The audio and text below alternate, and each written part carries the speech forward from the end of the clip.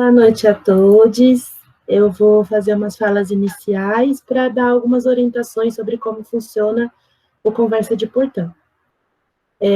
Primeiro eu vou fazer a minha audiodescrição.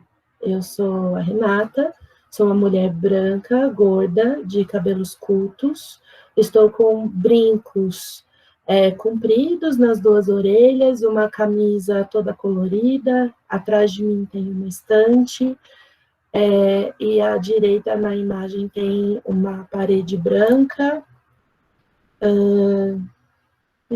Isso.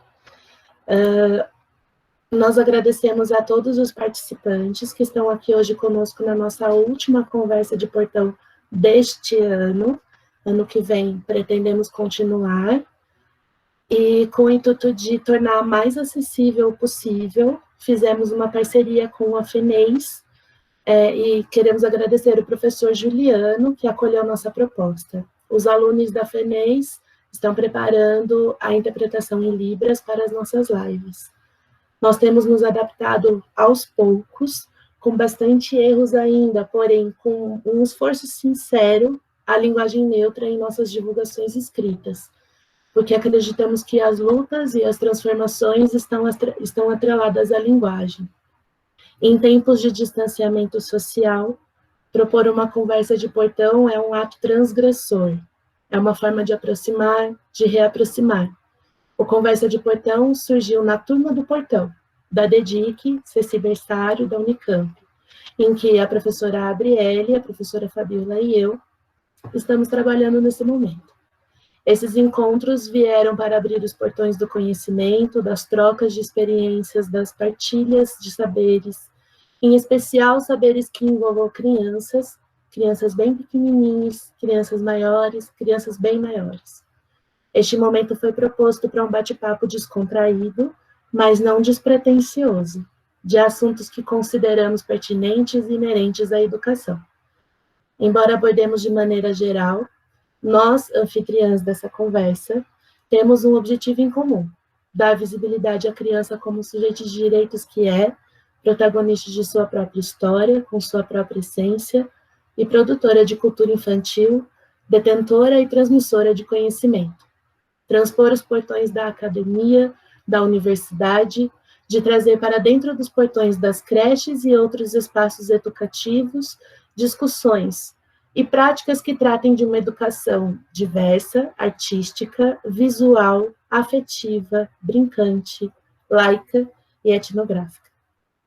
Antirracista, antifascista, descolonial, anticapitalista, antigordofóbica, anti-LGBTI-fóbica, anti-heteronormativa, anti-ageísta, descapacitista e anti-adultocêntrica. O portão está aberto. Pode entrar, Ayrton, por favor.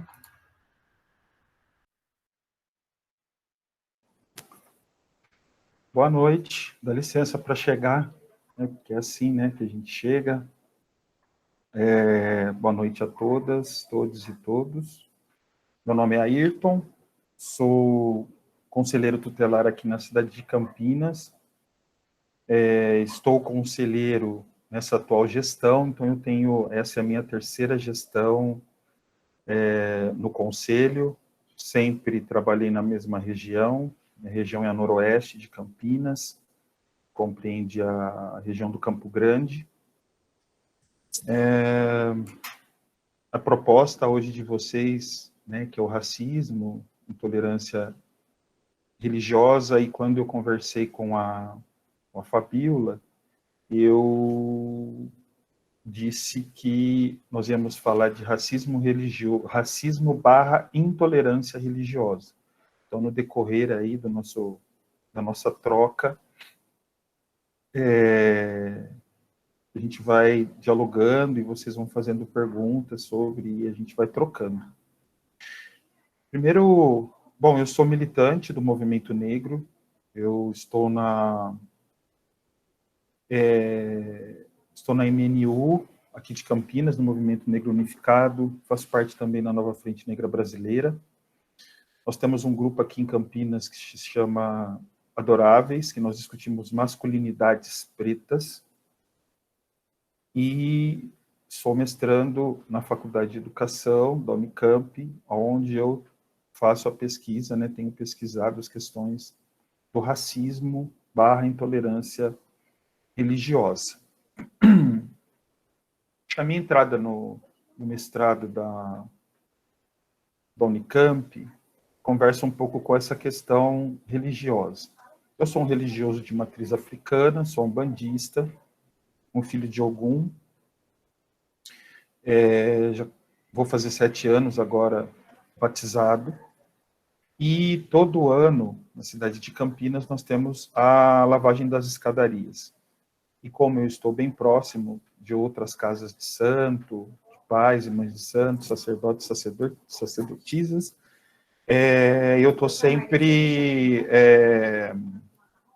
participando da lavagem da escadaria, e eu estou sempre à frente da lavagem para controlar a descida da lavagem, né? Porque tem um tempo, a descida começa desde a Estação Cultura e vai até a Catedral Metropolitana de Campinas. E no ano de 2017, nós tivemos um caso de racismo religioso aqui na cidade. Nós estávamos descendo, né, a lavagem estava descendo, tinha um número significativo de pessoas na lavagem, todos de branco, como nós sempre descemos, com águas de cheiro, os tambores tocando, e quando nós chegamos próximos das lojas americanas, para quem conhece Campinas, quando desce a 13 de maio, tinha um grupo de religiosos da Assembleia de Deus, e quando eu falo da Assembleia de Deus, porque aconteceu depois um outro fato que eu explico para vocês, por isso que eu não tenho problema nenhum em dizer qual a disseminação religiosa, né, desse pessoal. Tinha um pessoal da Assembleia de Deus, eles construíram cartazes, criaram cartazes onde estava escrito assim: venha dar um abraço em Jesus, Jesus é a única salvação, e todos em silêncio. E fizeram uma espécie de um corredor, né? Tinha alguns do lado da Americana, outros do outro lado, com as faixas para cima, e com essas cartolinas. Em um determinado momento, eu até saí da lavagem, fui em direção de um deles, e perguntei para ele, mas o que está acontecendo? Ou por que vocês estão fazendo isso? Ele se calou. A lavagem continuou descendo. Nós tínhamos crianças, tanto do lado do pessoal da Assembleia de Deus, como crianças descendo a lavagem da escadaria. E o que me chamou bastante atenção foram as crianças do santo olhando para aquelas crianças que estavam com a cartolina e olhando para aquelas pessoas. E elas sem entender nada. E, ao mesmo tempo, vendo as crianças que estavam com os cartazes olhando para os atabaques. Eles não tinham um olhar assim, um olhar de... Em alguns eu consegui até ver um olhar, eu queria estar aí desse lado, o que é estar aí? Né? Que bonito que vocês estão fazendo. Tem alguns adolescentes também. Então, foi essa a impressão que ficou. Nós descemos. Por fim, em 2018, a Assembleia de Deus teve que pedir desculpas dentro da Câmara de Vereadores após uma ação do Ministério Público do Estado de São Paulo. Né, os religiosos entraram com uma ação com relação à intolerância e do racismo / intolerância religiosa desse pessoal. Foi quando, então, eu iniciei as pesquisas com relação à intolerância religiosa, mas o que me chamou ao racismo religioso, mas o que me chamou mais a atenção foram as crianças e os adolescentes.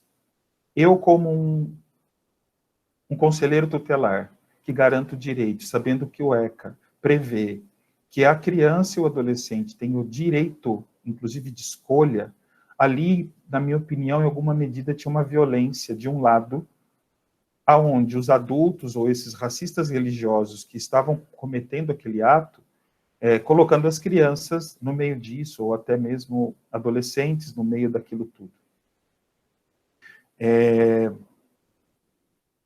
Das minhas experiências com relação ao racismo na educação, saindo um pouco de como eu iniciei dentro do mestrado, e aí eu começo a construir o meu projeto de pesquisa, é bem interessante que quando a gente se propõe a fazer um projeto de pesquisa, pelo menos o meu, e quando eu falo de racismo, eu estou falando do meu corpo, que na minha opinião hoje um corpo negro, negra, no Estado brasileiro, ele já nasce com um alvo na testa, outro nas costas e outro no coração. Um corpo a ser abatido. E quando eu começo a fazer a pesquisa, eu começo a relembrar dos momentos onde eu sofri com racismo. Né? Então, eu me recordo que meu pai e minha mãe, eles me matricularam em uma escola aqui em Campinas, onde nessa escola eu era o único menino negro na escola. Eu tenho 48 anos, nasci em 72, e quando eu dentro dessa escola, o que eu me lembro foi quando eu sempre ia em direção de um grupo de meninos na escola. E teve um dia que eles sempre fugiam, não conversavam comigo, e eu sempre procurando dialogar com esses meninos dentro da sala. E era uma escola que só tinha meninos. Foi quando um dia um deles disse o seguinte: eu não falo com você, não chego perto de você, porque se você me tocar, a sua cor vai passar para mim. Foi isso que meu pai me disse. Uma outra lembrança que eu tenho desse espaço de educação é que eu sempre ficava no canto em todas as atividades que eram feitas na escola, e sempre no canto e atrás de alguém, nunca na frente.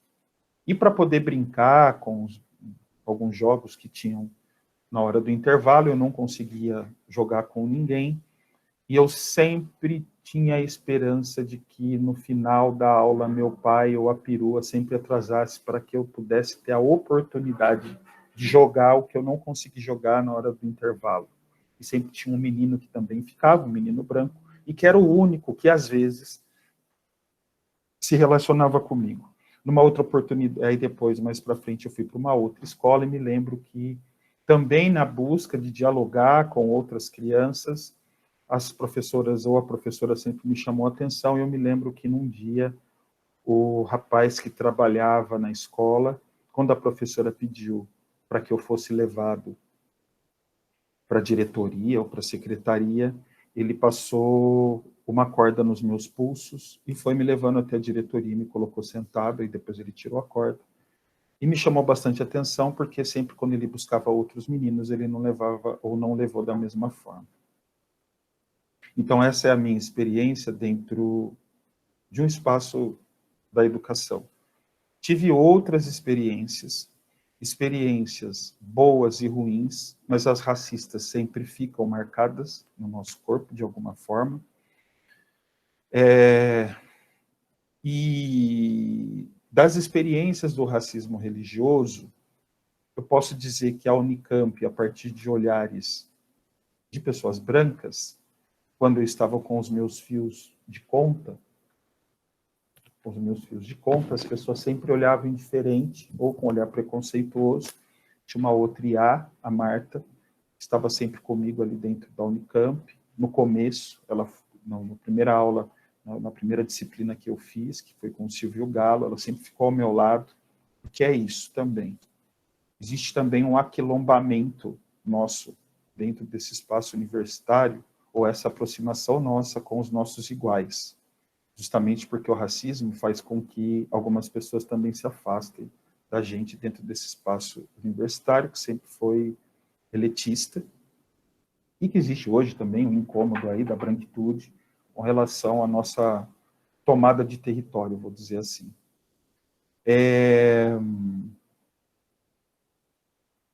Outras experiências com relação ao racismo religioso é quando eu saio da minha casa e vou numa padaria, e quando eu chego nessa padaria, os donos da padaria, que são também de uma religião cristã, sempre olhando indiferente para mim, até que eu comecei a endurecer um pouco mais. Era a única padaria ali do bairro, mais próxima de casa. E aí esse pessoal começa a me tratar de uma outra forma quando eu, então, mudo um pouco a minha postura. Porque é isso. O Preto Zezé disse na TV Cultura uma coisa bem interessante, que outro dia até fiz uma postagem no Face, disse que ia começar a utilizar, que é o constrangimento pedagógico. Constrangimento pedagógico que, graças às feministas, e ainda bem que elas fazem isso e fazem com muita maestria, a gente também vem aprendendo a fazer isso. E é muito difícil quando você entra em alguns espaços e tem que se deparar com todas essas questões.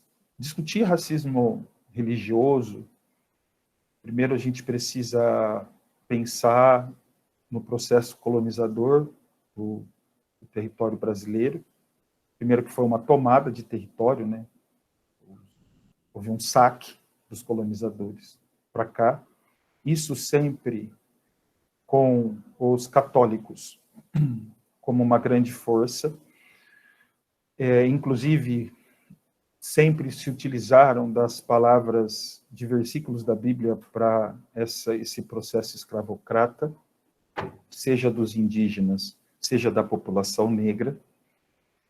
No meu projeto, eu descubro, por exemplo, que em território africano, nós tínhamos uma árvore que chamava árvore de esquecimento, aonde os colonizadores faziam com que a população negra desse um número de voltas nessa árvore, e que a partir do número X de voltas, então, dali eles iam para as embarcações, nesse sequestro, porque ninguém veio de boa, como os meus ancestrais foram sequestrados do território africano, do continente africano, e depois dessas voltas era dito a eles o seguinte: depois da última volta, e a hora que você passar por esse portão aqui, você esqueça tudo o que você já viveu. Então, é de uma violência psíquica tremenda. E aí vale lembrar que no continente africano nós temos um número expressivo de religiões ali dentro do continente.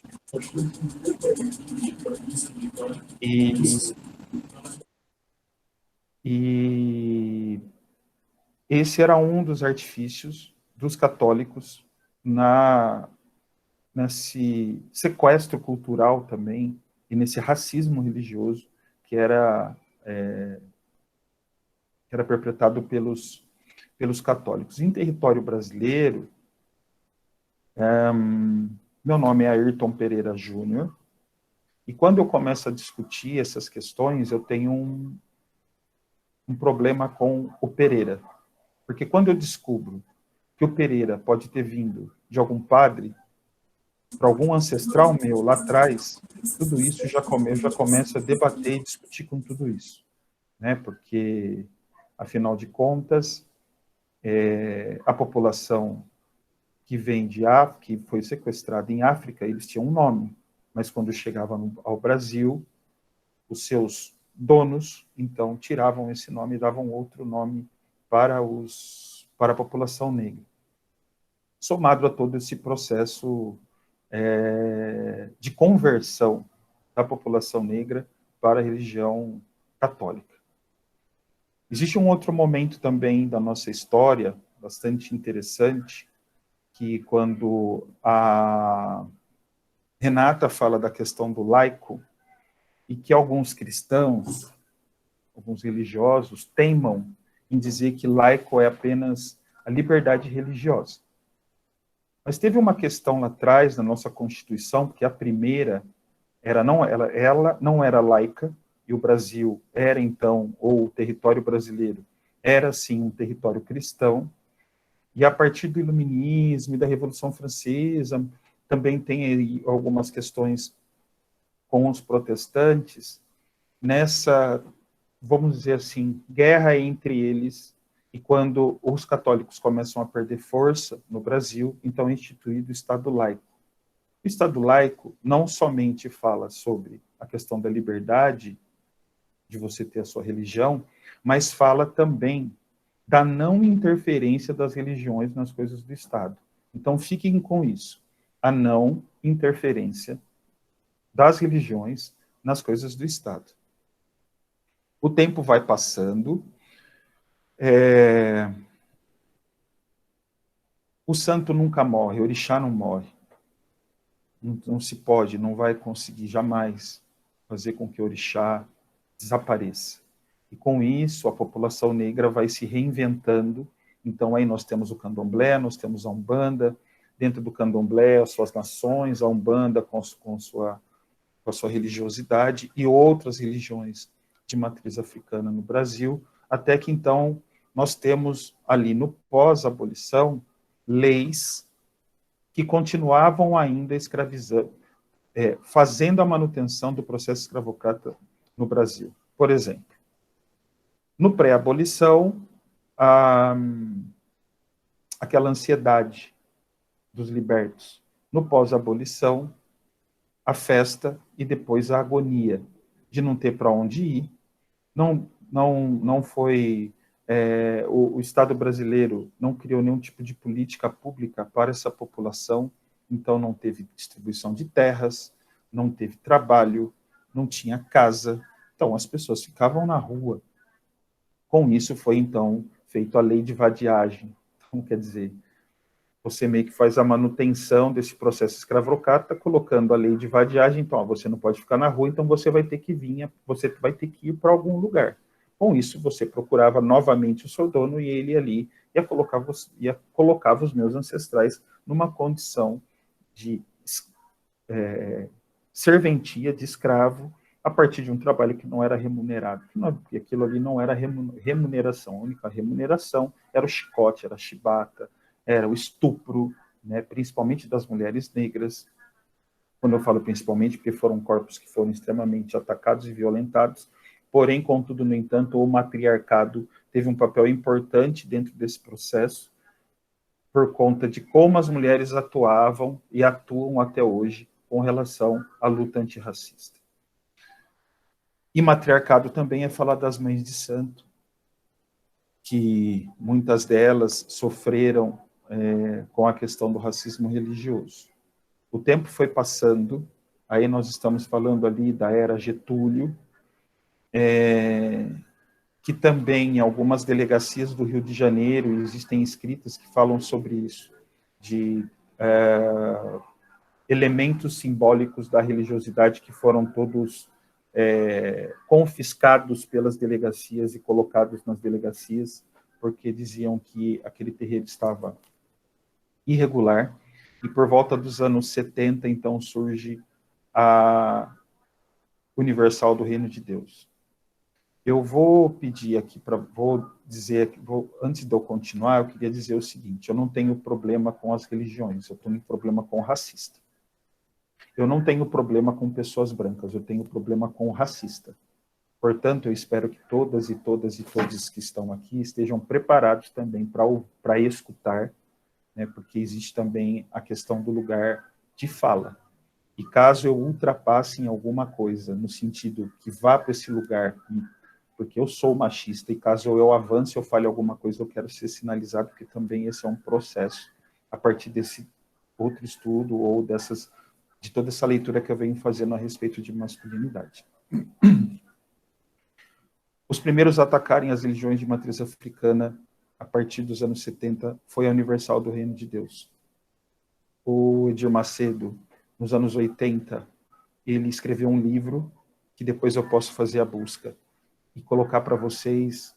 É um livro que eu não recomendo a leitura, me recomendaram não ler, porque dói demais, pelo menos para eu que sou religioso de matriz africana, mas é importante saber que, então, ele faz uma literatura para poder continuar com esse processo de violência para com os religiosos de matriz africana, colocando caboclos como demônios, Exu como demônios, e assim por diante.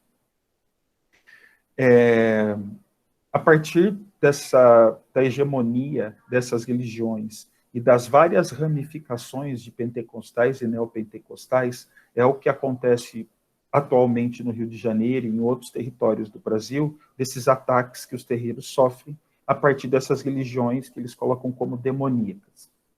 E eu sempre costumo fazer esse discurso dizendo o seguinte: como eu, um religioso de matriz africana, posso ser colocado como um demônio se desde 2012 eu garanto o direito de criança e adolescente?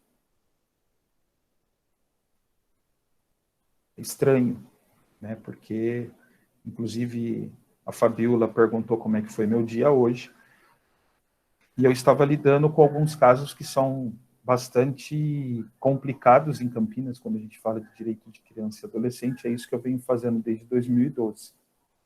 E acredito eu também que não conseguiria ser reeleito por uma terceira gestão se não tivesse minimamente fazendo um trabalho onde as pessoas enxergassem que eu realmente tenho garantido o direito de criança e adolescente.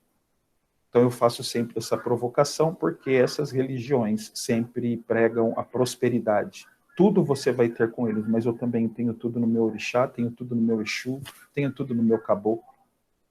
Então, em termos de religiosidade, ninguém está devendo nada para ninguém. E olha que eu também sou muito agradecido pelas religiões cristãs. Eu fui batizado na Igreja Católica, e em vários momentos da minha vida eu rezei o terço, de trás para frente, de frente para trás. Sou muito agradecido a Nossa Senhora, mas hoje, como religioso de matriz africana,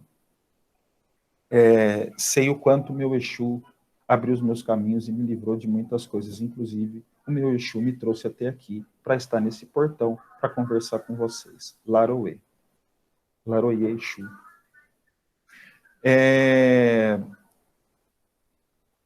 Eu já venho procurando discutir, aí vou ter que me aprofundar mais, que eu acredito que nós não vivemos no Brasil, nós vivemos no Brasil racismo / terrorismo religioso para com as religiões de matriz africana.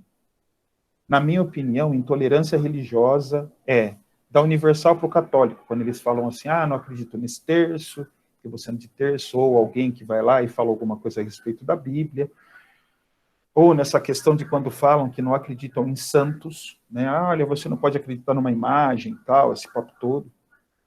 E quando eu falo esse papo todo, justamente por conta da falta de respeito que uma religião tem para com a outra, mas no caso de religiosos de matriz africana, é esse racismo religioso, porque esse racismo ele atua a partir de uma religião que tem matriz africana preta, e terrorismo religioso quando eu nunca vi, pelo menos eu nunca assisti na televisão, alguém de uma religião, vou usar aqui esse termo, evangélica, dando tiro ou colocando uma arma na cabeça de um padre para falar para ele ir lá na Eucaristia ou tirar o crucifixo de dentro da igreja. Ao contrário disso, nós tivemos no Rio de Janeiro traficantes que, com as suas armas, mobilizavam pais e mães de santo e pedindo para que eles destruíssem todos aqueles símbolos que para nós têm muita importância. Um terreiro, o terreiro em alguma medida é um espaço de segurança alimentar. Um terreiro é a possibilidade, como disse outro dia uma irmã de santo não, uma candomblessista para mim, que ela disse o seguinte, que um menino, ele foi na escola, e aí alguém insistiu em falar do diabo. Aí o menino virou e falou assim, mas do que vocês estão falando? A gente está falando do diabo, do mal. Eu falei, então, eu não conheço isso, porque na minha religião não tem diabo. Minha religião não tem isso. Então, como que isso vai afetar um menino? Como isso vai afetar um religioso de matriz africana? Então, vejam, quando eu vou agora na direção da questão da educação e da importância de tudo isso, qual é a importância, porque eu estou falando aqui com pedagogas, pedagogos, enfim, com pessoas da educação, qual é o trabalho que vocês vêm fazendo para que uma criança, um adolescente ou um jovem não precisa esconder a sua religiosidade por conta dos outros que são de outras religiões e que já vêm também de suas casas com esse racismo a partir das lideranças religiosas da religião que esses outros adolescentes têm. Com relação ao racismo, o que vocês têm feito com relação a isso? A 10.639, que é a lei que fala sobre as questões de africanidades na escola, a educação da história da África. Vale lembrar também que tem uma outra lei que eu não vou me recordar agora, que se refere à população indígena, ela está aí para ser aplicada. Existem muitas e muitas literaturas, existem muitos professores que sabem e conhecem até melhor do que eu a respeito da temática, e como nós aqui, ou vocês daí, vão começar, a partir de um próximo ano letivo, mesmo em meio à pandemia, a aplicar esse processo de começar a isso, 11.645. Obrigado, Cíntia. De começar, então, a sair do lugar de um antirracismo Facebook e Instagram, ou qualquer outra forma dentro da rede social de atuar, e atuar dentro das escolas, cobrando gestores, ou até mesmo os colegas, professoras, professores, nessa luta antirracista. Para terminar a minha fala, e aí depois a gente pode ir trocando, em 2018, eu fiz um seminário na Unicamp que falava sobre cultura. E óbvio que eu puxei para a questão religiosa, ou fazendo esse debate sobre o racismo religioso. E para quem não... Eu acredito que aqui foi perceptível para todo mundo que a partir de 2018, quando nós temos aí agora em curso uma nova ditadura militar, com um presidente cis, hétero, branco, cristão, dentro da sua própria conveniência, e quando eu falo dentro da sua própria conveniência, que ele era de uma religião e depois foi para outra, mesmo dentro do cristianismo, e por conveniência que ele vai, então, para as religiões, que eu estou falando com Edir Macedo e outros. Eu elaborei um texto, e no final do texto eu escrevi alguma coisa, ainda estou revendo esse texto, mas gostaria de ler para vocês, que eu acredito que seja importante. As falas do novo presidente Jair Messias Bolsonaro, esse era o título. Vivemos em nosso país uma das eleições, eu escrevi isso em 2018, tá? Então eu escrevi isso naquele período das eleições. Então esse texto tá, essa parte do texto eu escrevi lá atrás, eu não acertei ele ainda, nem publiquei. Mas eu preciso acertar para poder publicar. Vivemos em nosso país uma das eleições mais polarizadas registradas em nossa história. De um lado, um partido de esquerda, que em seu núcleo se deixou levar pela corrupção, entre aspas eu coloco, e de um outro, um partido de direita, leia-se de extrema-direita, com falas extremamente autoritárias e disseminando o ódio através de sua liderança. Falas advindas do candidato eleito de maneira justa, dentro de um processo democrático, que é o voto democrático, porém, à base da fake news, então eu estou até corrigindo, tá? Durante a sua campanha, ele se alinhou às religiões que hoje computam maioria em nossa sociedade. Entre as falas de ódio e extremismo, em algumas pautas, o atual presidente eleito mostrou total desconhecimento de uma parte da população. Mostrou que só enxerga a sociedade a partir do seu meio social e, em especial, a sua base religiosa. Ele se denomina cristão. Sua primeira fala, onde mostrou total desconhecimento da história do Brasil, se deu em uma entrevista na TV Cultura. Primeiro ele diz: que dívida histórica é essa que temos com os negros? Eu nunca escravizei ninguém na minha vida. O negro não é melhor do que eu, e nem eu sou melhor do que o negro. Essa primeira fala, ele justifica o porquê é contra as cotas raciais. Logo depois, quando é confrontado sobre o mesmo tema, ele diz: se for ver a história realmente, os portugueses nem pisavam na África. Eram os próprios negros que entregavam os escravos. Ao longo de todo o período das eleições, outros vídeos com entrevistas do candidato foram publicados na internet. Outra fala que vai ao encontro da minha reflexão foi o seguinte, reflexão essa a partir do texto que eu construí, que aqui só estou lendo uma parte. Comigo não tem essa de Estado laico. O país é cristão e ponto final. Para ele, em suas palavras no mesmo vídeo, o Estado laico tem como objetivo tirar a cultura judaico-cristã das escolas. Ele também argumenta que não é contra aulas que contenham a história da África, porém, termina o vídeo dizendo: o que não dá para colocar na cabeça das crianças esses deuses africanos. Falar da cultura dos afrodescendentes pode, mas falar de deuses não. O atual presidente tem todas as características daquele colonizador que falamos durante o texto. Quando eu falo durante o texto, é o texto que eu construí. Primeiro, que ele tem como valor os princípios cristãos. Vale lembrar que o cristianismo era quem ditava as regras na época da colonização, inclusive desumanizando índios e negros. Há um vídeo onde, inclusive, Bolsonaro fala dos quilombolas como se fossem animais. Abre aspas. Eu fui num quilombo, o afrodescendente mais leve lá pesava 7 arrobas. Não fazem nada. Eu acho que nem para procriar eles servem mais. Mais de 1 bilhão por ano é gasto com eles. Mais de 1 bilhão por ano é gasto com eles.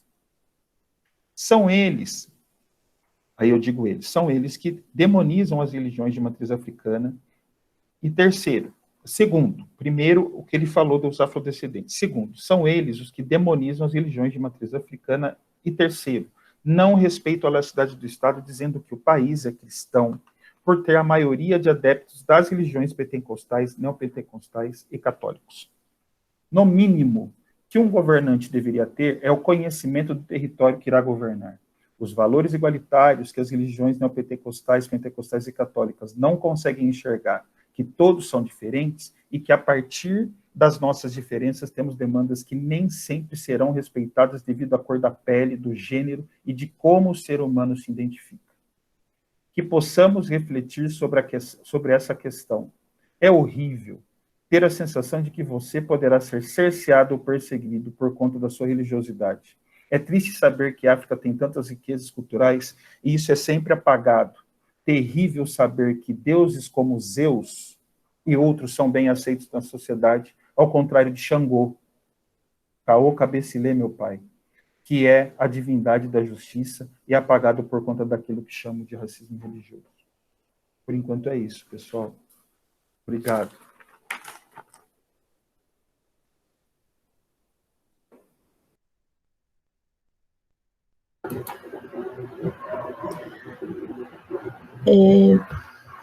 Bom, então acho que eu vou ser a primeira a interagir aqui com você. Eu estou bem mexida com tudo que você colocou, com todas as suas, com seus relatos, com seu processo reflexivo mesmo nessa apresentação.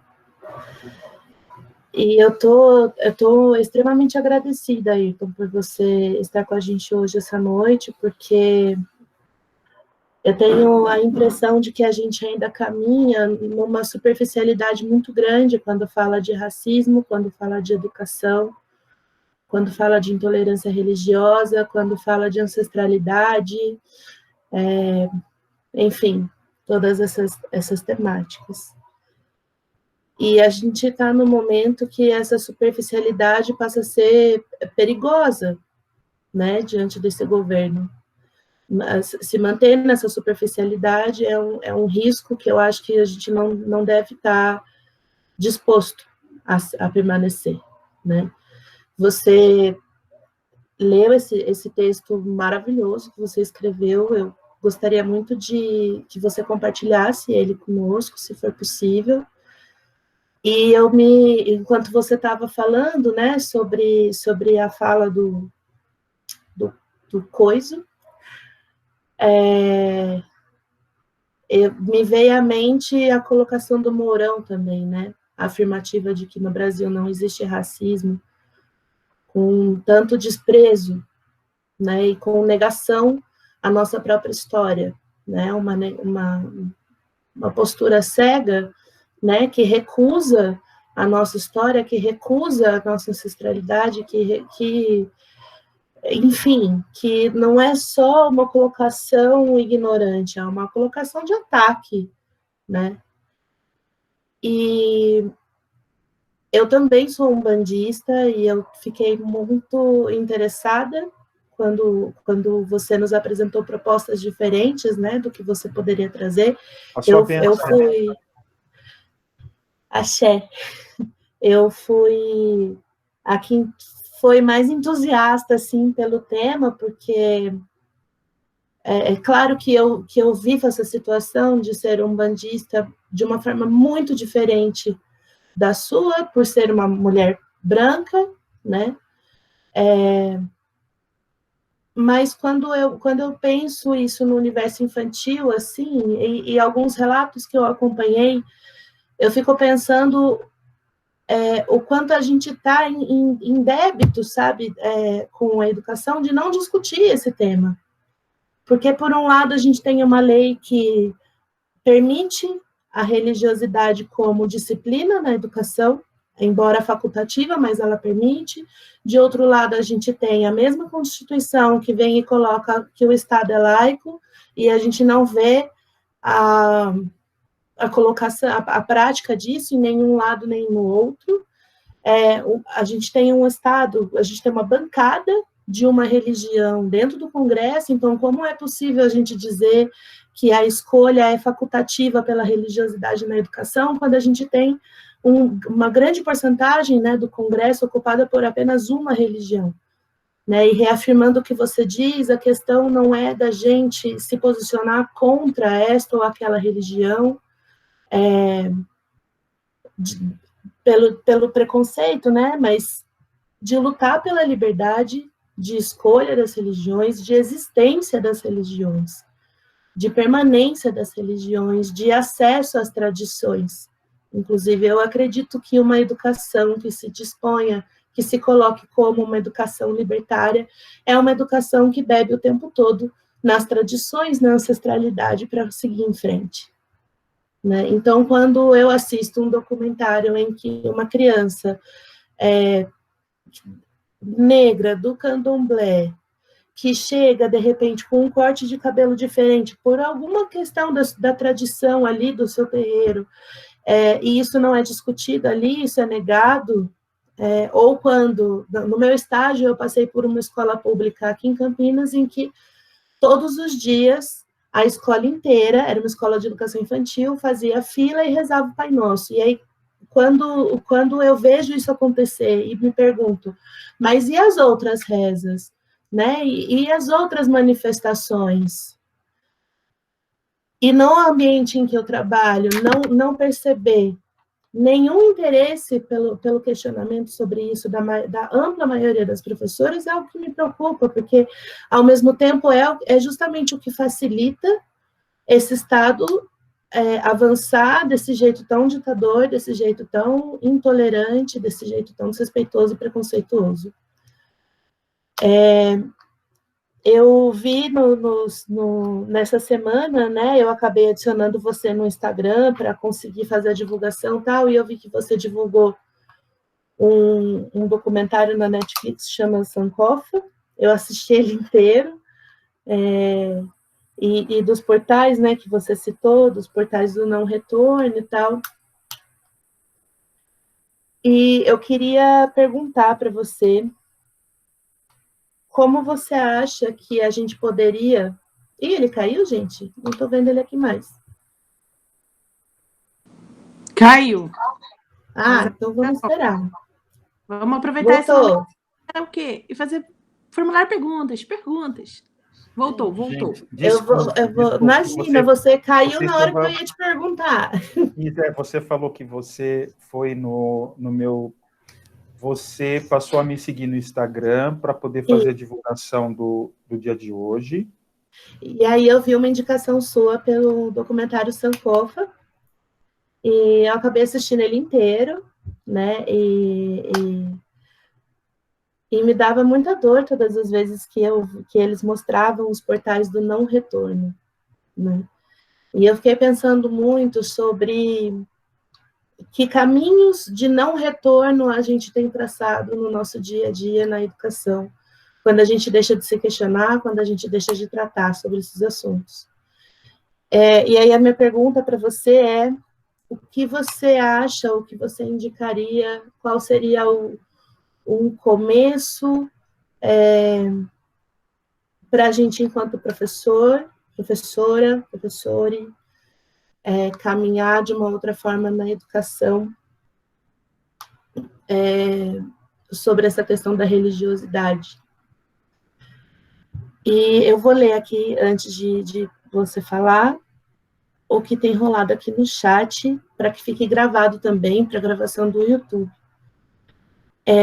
Bom, muita gente dizendo parabéns. Cíntia, que bom que você está aqui, Cíntia, estou muito feliz que você está aqui. Cíntia foi uma das nossas conversetes de portão, e foi maravilhosa a apresentação dela sobre branquitude, e ela disse que ela ia voltar, e voltou mesmo. Seja bem-vinda, Cíntia.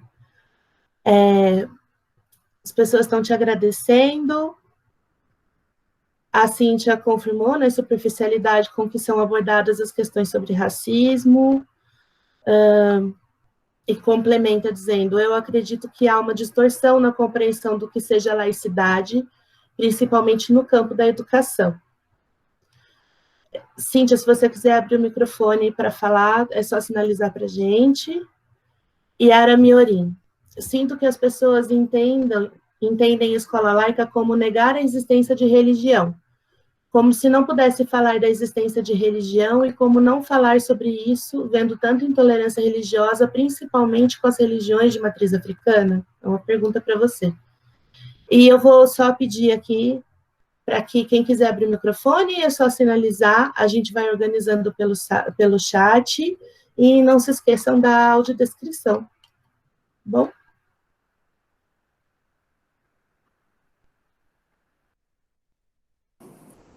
Bom, primeiro, vocês me ouvem? Eu tirei o fone agora e eu acredito até que deve ter ficado melhor, né? Eu fui ali arrumar a cortina porque começou a ventar aqui, a derrubar algumas coisas aqui. São muitas provocações, né? São vários rolês, várias tretas, né? E acho que uma educação, para ela começar a entender todas essas questões de diversidade, de tudo aquilo que a gente discute, é saber. Aí a pergunta que eu faço para vocês, principalmente para as pessoas brancas, se vocês estão com disposição para se descolonizar até daquilo que foi aprendido dentro da academia. Eu já começo por aí. Segundo, se as pessoas brancas que estão aqui me ouvindo estão com disposição para entender os seus privilégios e começar a abrir mão deles. Porque até abrir mão de privilégio dói. Eu, como homem negro, por exemplo, eu sei até onde vai meu privilégio. Eu sei até onde vai, mas eu sei que eu tenho. Agora, eu sei que quem mais tem privilégio é o homem branco, cis, hétero, cristão. Em alguma medida, porque se a pessoa é um homem negro, um homem branco, e ele ainda também não se denomina nenhuma religiosidade, ele também não vai deixar de ter privilégio e vai pisar na garganta da geral e não vai ter problema nenhum em fazer isso. Então, eu sempre parto daí, principalmente quando eu estou em espaços onde as pessoas estão com essa disposição de escuta, que é para realmente mexer dentro desse rolê, que não é um constrangimento pedagógico, mas é a pedagogia que eu tenho utilizado dependendo do espaço onde eu estou. Laico, como eu disse, não é somente liberdade religiosa. E quando eu visitei a Constituição, que foi num outro seminário, uma outra disciplina, na Faculdade de Educação, na Unicamp, é nítido a história do que significou o Estado laico. Vocês têm acesso a isso. Não é difícil. A dificuldade que as pessoas têm para dizer o que é Estado laico, essa dificuldade ela foi criada e foi colocada para vocês a partir do momento que todo mundo que nasce tem que ser batizado na Igreja Católica. E sempre balizado nessas religiões. Porque, em alguma medida, e com todo o respeito algumas lideranças religiosas, há algumas lideranças religiosas que todos nós somos iguais perante a Deus, desde quando eu nasci eu já estou ligado. É a sociedade que não está ligada. E quando você continua com esse discurso, o que você faz? Em alguma medida, você continua ainda fazendo a manutenção do racismo. Do mesmo jeito que faz a manutenção do machismo, do sexismo, da LGBTQI+fobia. É disso que eu estou falando. Então, para dentro desse processo educacional, Renata, quando você fala isso, eu quero saber qual que é a disposição de quem durante a semana dá aula na escola e no final de semana vai para a igreja para orar e ajoelha com o pastor. Essa é a minha pergunta. Com todo o respeito, tá ligado? Porque é disso que eu estou falando. Porque se colocar como antirracista é da hora. Eu quero saber se está com disposição para escutar o que eu estou falando agora. Que, inclusive, eu estou na moral. Estou de boa. Até porque eu pedi licença para entrar no portão. Eu não invadi lugar nenhum, não. Eu não invadi, irmã, lugar nenhum. Estou chegando, vocês permitiram, eu estou chegando, é isso mesmo, não vou invadir. Se a Fabiola não tivesse me chamado, eu não ia encostar, eu ia ficar na minha, eu ia estar descansando, porque é disso que eu estou falando também. Porque para nós, negras e negros, o nosso trabalho não cessa. Querendo ou não, muitos de vocês e muitas de vocês deitam e dormem tranquilo, porque se eu estiver aqui na padaria, pode ser que eu nem volte. Está ligado? É disso que eu estou falando. Eu estou falando daquela mãe preta que quando leva o filho dela lá na escola, enquanto ele é pequeno, é uma fita. Quando ele se torna adolescente, ela já não sabe mais, porque hoje, do jeito que as coisas estão no Estado brasileiro, pode ser que ele não volte. Nem adulto está voltando, porque não pode entrar no Carrefour para fazer uma compra. Você imagina um adolescente. Porque eu sou sempre perseguido no mercado. Como o Uber, que passou batido de mim agora na Glicério ontem, e falou, eu não te vi. Ele passou por mim, estava com uma mochila. Ele passou por mim, estou com o celular na mão. Ah, eu não te vi. Onde você está mesmo? Então é disso que eu estou falando. É desse tipo de... Quando eu venho com esse relato, é para ver se a gente consegue fazer uma autocrítica a partir de tudo que está rolando. Porque como última de hoje, eu quero saber qual vai ser a primeira do amanhã. E quem estiver aqui, qual é o pacto que vai ser feito para que a luta seja feita. Sabe por quê? Porque eu quero ver quem vai pular no front. Quem vai pular na frente? Porque de pular na frente, a gente sempre pulou. Até em guerras que tiveram no Brasil, conseguiram dar volta em pessoas negras para que elas estivessem no front, na linha de frente, prometendo que caso viesse vivo, poderia depois de um tempo estar livre, para passar pano para gente branca, para uma ancestralidade branca, que não é minha. Porque quando nós vamos ver o processo de racialização, quem racializou foi o branco, não foi o negro. Os meus ancestrais não racializaram ninguém. Foram cientistas brancos que, a partir do seu olhar racista, tiveram que encontrar raça, que esse termo é político, porque biologicamente é outra fita, que também nós, negras e negros, já estamos cansados de saber o que significa humanidade, porque quando a galera vem com esse rolê de, mas todos nós somos humanos, até nós sabemos que somos humanos, e você quer saber de uma coisa? Nós também estamos preocupados com a vida de vocês, só que a nossa é que está sendo ceifada primeiro. Esse é o rolê.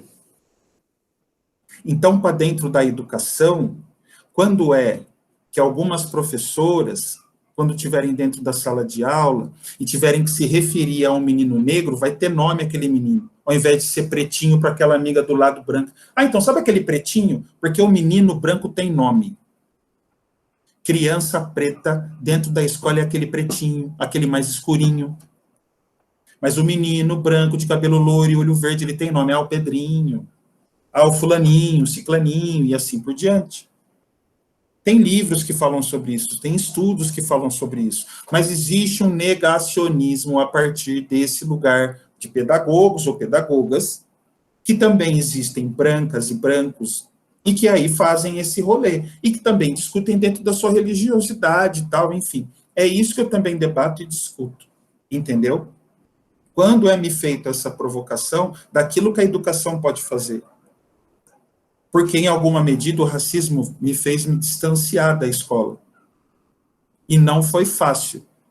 Porque se você, para ser bem sincero, até para poder escrever, é uma gestação para quem sofreu racismo dentro da escola. E aí? A educação vai continuar fazendo a manutenção do racismo até para fazer com que meninos e meninas negras e negros e negras mais à frente deixem de estudar? Porque não tiveram afeto dentro da escola, não foram acolhidos dentro da escola, com seus cabelos, com seu corpo. Existe pesquisa, Renata, que fala que, inclusive, crianças negras no berçário são as últimas a serem limpas. Isso não é fácil, meu. Então, ser antirracista é poder olhar nos olhos de vocês e ver essa atenção e essa escuta. E, a partir daí, como é, o que vocês vão fazer? Eu estou aqui, precisando, estamos juntos. Como a gente sempre esteve. O problema é que quando algumas pautas são discutidas dentro da escola, e aí a gente sai um pouquinho do prumo, gente, é o raivoso, a raivosa, ela não aguenta, ele não aguenta, mas não tem um branco que cai e pula na bala para proteger. Está todo mundo em silêncio, quando não fala nada, ou se não, vai depois num cantinho e fala, não, amiga, eu te entendo, ou amiga, eu te entendo. Não é disso que a gente está falando. Pula na bala na hora. Na frente de todo mundo. Como o constrangimento, que a literatura está aqui, ó, você não é professor, você não se formou, você não passou pela academia, mas está aqui, ó, tem um livro aqui que está falando, você vai negar isso aqui? Porque eu acredito que, inclusive, deve ter professor que ainda fala que a princesa Isabel é a salvadora do rolê. Tá. Só que não. O capitalismo só é o capitalismo a partir do racismo também. A partir do machismo também, que colocou mulheres também para estar servindo homens brancos, cis, hétero, cristãos. Mas a gente está falando do racismo aqui. Mas também afetou mulheres. Mas a gente sabe quais as mulheres que foram afetadas. E aí, qual que é a empatia para o rolê? Eu não vou falar no lugar delas, porque eu não tenho... seria ousadia demais falar isso, mas alguns apontamentos eu acredito que eu consigo chegar, para não ultrapassar, mas são reflexões, porque se fosse uma mulher negra falando, aí é o seguinte, é outra conversa, é outro papo, e aí assim, Yansan desce, vem que vem com tudo, e segura o rolê, gente, segura o rolê, porque não é papo furado, a gente não está jogando conversa fora, a gente está falando de vidas, que vidas negras importam, que a vida de cada um de vocês que estão aqui me escutando agora também importa. Que a vida de um policial que cai também importa. Porque às vezes as pessoas, mas também importa. Porque a gente possui uma coisa que muitos ancestrais brancos não tiveram. Humanidade. É disso que eu estou falando também. Humanidade. O processo do racismo é um processo de desumanização, animalização de corpos negros em território brasileiro, e o racismo até agora continua ganhando em muito com tudo isso. E não é pouco, é muito. Aí, cadê as perguntas, gente? Se deixar, eu falo pra caramba.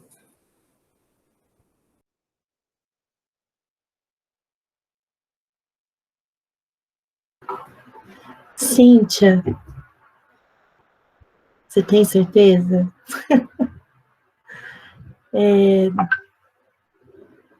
Obrigada, Ayrton. Obrigada.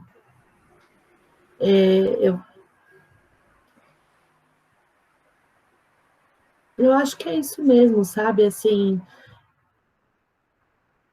não é, eu entendo quando você fala disso, né? De quando um homem, uma mulher, uma criança preto se coloca e coloca a verdade, né? Expõe isso, as pessoas logo interpretam tipo, tá bravo, tá com raiva, é impossível conversar, e não é nada disso, né?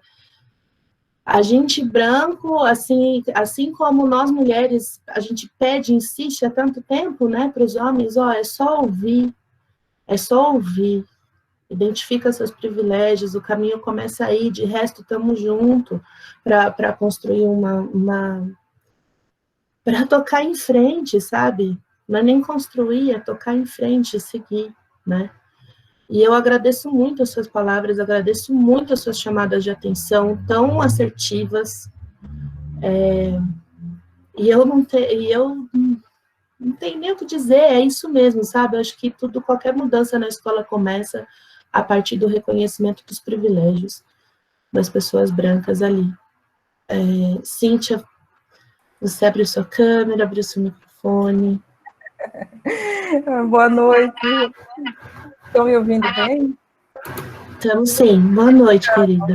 Hoje eu vim mais para aprender, mas deixa eu fazer a minha autodescrição. Me chamo Cíntia, sou uma mulher negra, de cabelo crespo.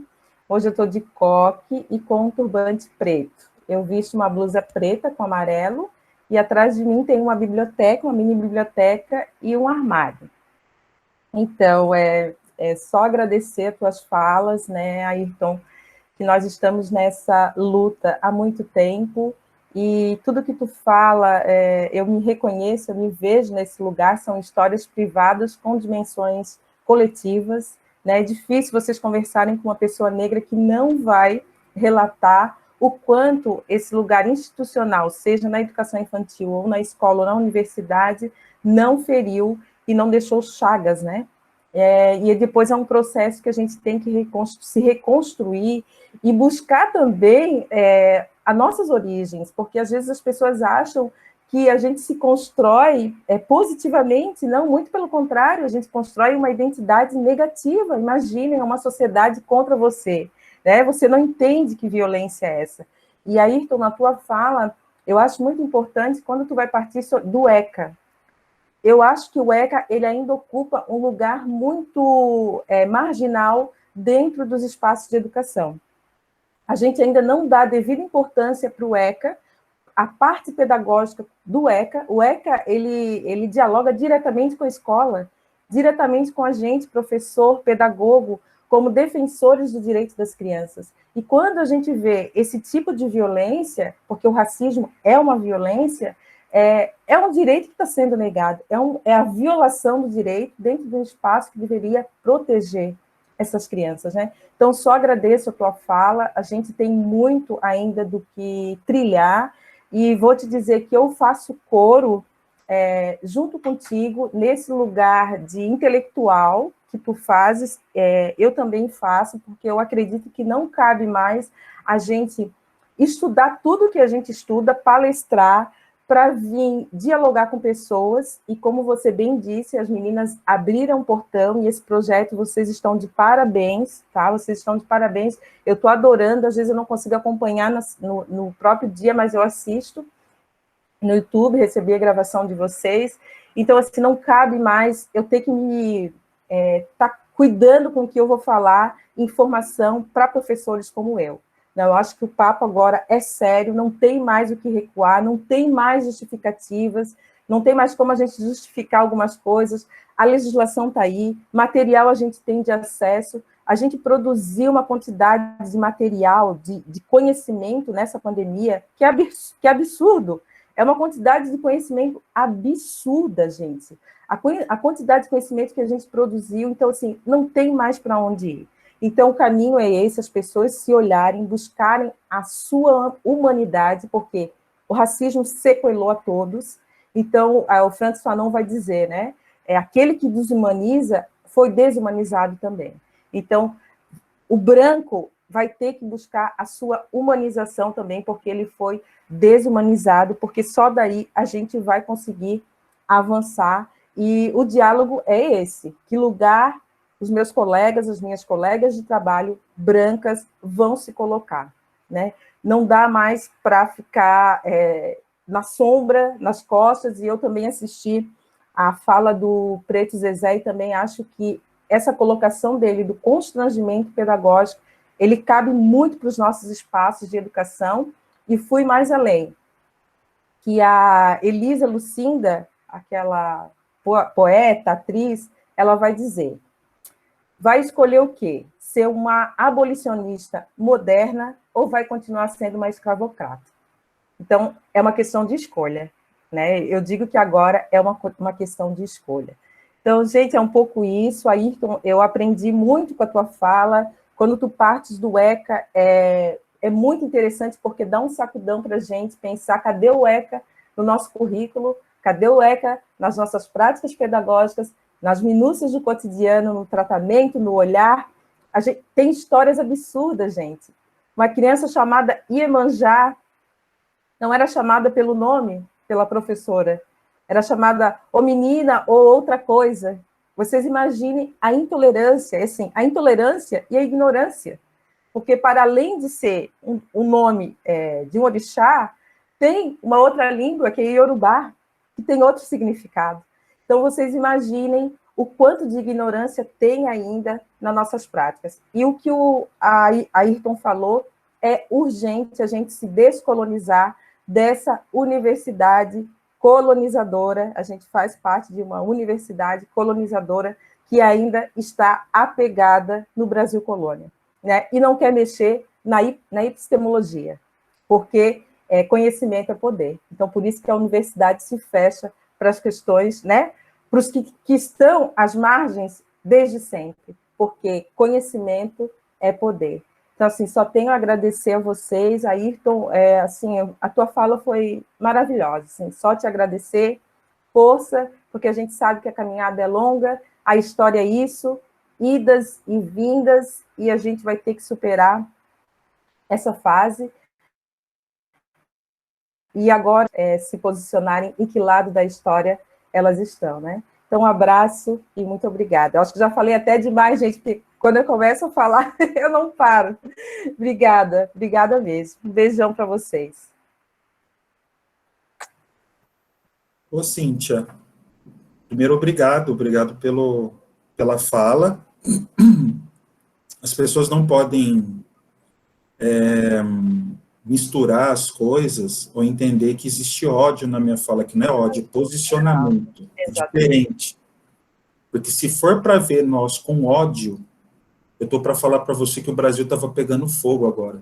Ele só não pega fogo porque a branquitude, nos racistas, ela conseguiu incultar essa questão da democracia racial, que não existe democracia racial, que foi um desfavor que o rapaz fez lá atrás, e agora a gente acha que vive numa questão que é todo mundo tranquilo, é todo mundo igual, e que, inclusive, tudo isso, essa mistura toda, é bonita, é linda, mas eu não vou nem entrar nisso. Eu vou me apegar numa questão que você trouxe, que é muito importante, e que, olha, gente, a gente está aqui para trocar, tá? Então, assim, eu vou falar do meu lugar, e aí segura o bang. Que é o seguinte, usar o ECA só usa quando é para chamar o conselho tutelar, para chamar a atenção de pai e mãe. Ponto, falei. Se eu tiver errado, eu quero que alguém aqui fale alguma coisa. Porque a verdade é essa. Ah, é porque não está indo na escola, porque está faltando com comportamento e lá. Eu tenho resposta para tudo aqui. Se a gente quiser conversar qualquer dia no portão para falar sobre conselho tutelar, a gente desenrola. Agora, a verdade é essa. Vou chamar o conselho tutelar para chamar a atenção daquela mãe preta, que chega às vezes 5h30, 5:45, que estão querendo fechar a escola, só que ela sempre chega atrasada, daí eu vou acionar o conselho tutelar. E sabe por que às vezes ela atrasa? Ela atrasa porque aquele cara que um dia trouxe Covid para cá, que é eles que estão trazendo Covid, não é a gente não, viu? São eles que estão trazendo Covid. Ela fica até um pouco mais tarde, senão ela não vai ter o que colocar dentro de casa. Então eu estou fazendo essa reflexão aqui. Porque garantia de direito é falar de racismo. Falar de garantia de direito é garantir o direito da menina lésbica. Porque daí lá no conselho tutelar, para falar comigo que, nossa, sabe, é porque a fulana, ela estava conversando com a ciclana, e elas começaram tal, papapá, eu falei, e aí? E aí que? Eu falei, então, e aí que tá tudo certo, não tem nada errado. Tem um centro de referência aqui em Campinas que você pode ir lá e aí você troca ideia com o pessoal lá, né? Que aí dá para você entender melhor toda essa questão. Esse é o papel do Conselho Tutelar, de garantir direito. Porque o que acontece? Na história do Conselho, ele vem a partir do Código de Menores. Código esse feito para levar meninos negros para a FEBEM. Durmam com essa, porque a fita é essa que está dado. Código de Menores. Era o controle do judiciário, é o controle do judiciário para um corpo, que inclusive no Código de Menores, nós não tínhamos crianças e adolescentes como pessoa de direito. Nós tínhamos pessoas, mas que não tinham direitos. Quem mandava em criança e adolescente? Eram os adultos. Foi aí, a partir do movimento de crianças e adolescentes que circulavam na rua, a partir de alguns legisladores que estavam enxergando, de alguns deputados que viam que a criança tinha direito, é que foi se construindo o ECA. E a partir dessa construção, o direito de ir e vir, ele aparece. Porque não tinha esse direito de ir e vir. Então, eu tenho um Código de Menores que também era racista, depois eu tenho o ECA, que é para garantir que esse racismo não aconteça, mas a gente continua dentro da escola, em alguma medida, praticando esse racismo.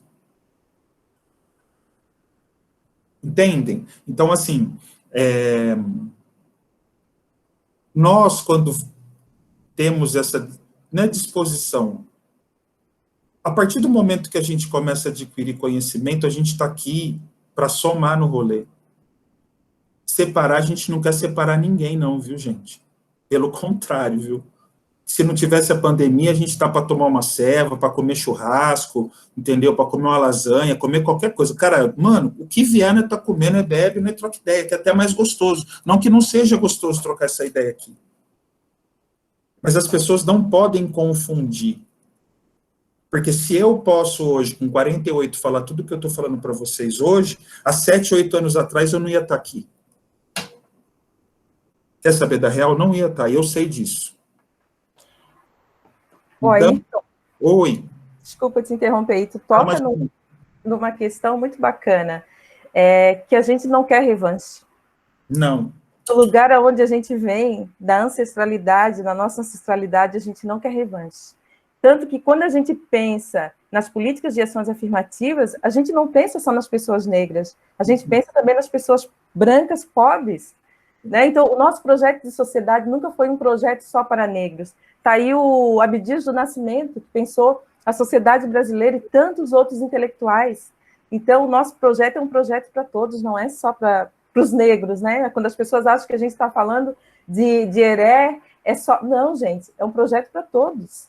É para dizer que quando quem está embaixo conseguir se movimentar, todo mundo se movimentou. E é isso que a gente quer. A gente quer mexer nessa pirâmide. É isso que a gente quer, mexer nessa pirâmide. E eu e Cíntia, nós falamos de um lugar de ancestralidade. A Cíntia não está aqui à toa. Para quem é de orixá, para quem é do santo, nada acontece, não é do nada. Para nós não existe o acaso. Existe aqui, a Cíntia está aqui, eu estou aqui, e a gente está desenrolando, de boa, entendeu? Não foi por uma foto, não foi pelo nome, não foi por currículo. Isso é ancestralidade, gente. Isso é coisa que arrepia. Que isso foi nos passado. E que não que os outros também não tenham. Cada um tem a sua. Sueli Carneiro fala uma coisa que eu levo isso comigo. Principalmente para que a gente possa desmontar essa coisa de separação e tal. Quem não for signatário ao racismo, que nos dê as mãos. Que a gente vai correr junto, não tem erro. É cada um saber o que tem para falar e na hora que tem para falar. Naquela roda, quando está com professores, majoritariamente brancos, pode não ter nenhuma pessoa negra ali, mas quando alguém falar alguma coisa, gente, pula, fala. Tem que postar. Mas postar, e quando vê alguém sendo atacado, chamar os 3 ou 4, tem alguém sendo atacado ali, vamos pular ali. Porque é isso. Porque também é o seguinte, tem uma fatura, Cíntia, que eu não vou me eximir de cobrar, não. Porque teve muita live, teve muita produção, teve muita coisa. Eu acredito na vacina. E quando a vacina vier, eu quero saber quem vai sair de casa para ir para a rua. Essa também é uma outra questão. quem é que vai sair para a rua para fazer essa militância. Porque tem um pessoal que só entende quando a gente pisa na rua, mas não é pisar na rua com meia dúzia. Porque quando eu vou em direção à rua, que rua é caminho, aí eu estou falando de Ogum, eu estou falando de Exu, eu estou falando de encruzilhada, eu estou falando de tudo isso. A gente vai não só para nos proteger, mas quem estiver com a gente também vai estar junto. E nessa proteção, não vai ter erro. Do mesmo jeito que o cristão que for lá também, ele vai entender que o sangue de Jesus vai o proteger e que eu não duvido que vai proteger. Porque esse Jesus nunca quis escravizar ninguém. Até porque, falando um pouco de racismo religioso, até isso o racista teve a coragem de embranquecer Jesus. Porque eu não sei na cabeça de quem que Jesus ia ser loiro de olho azul, sabendo do território de onde ele veio. E aí, quando a gente fala isso, tem pessoas que se doem e tal, mas não é para se doer, gente, eu só estou falando uma coisa que é real. Jesus não tem olho azul, gente, com cabelo loiro, para, não entra nessa que vocês vão entrar numa roubada, é fria. Isso porque no Antigo Testamento é do continente africano, isso porque ninguém discutiu ainda que, de repente, o cristianismo tem aí o seu pé na africanidade, mas eu não vou nem entrar nisso. Eu nem vou entrar nisso, Cíntia, porque se eu tiver que entrar nisso, vai dar mais, e aí eu vou ter que me aprofundar ainda mais para ter que provar para a pessoa que o ovo é da galinha mesmo, que a bola é redonda, que a roda gira, e todo esse contexto. Então, assim, vejam só a que ponto chega o processo de domínio da branquitude para com a população negra.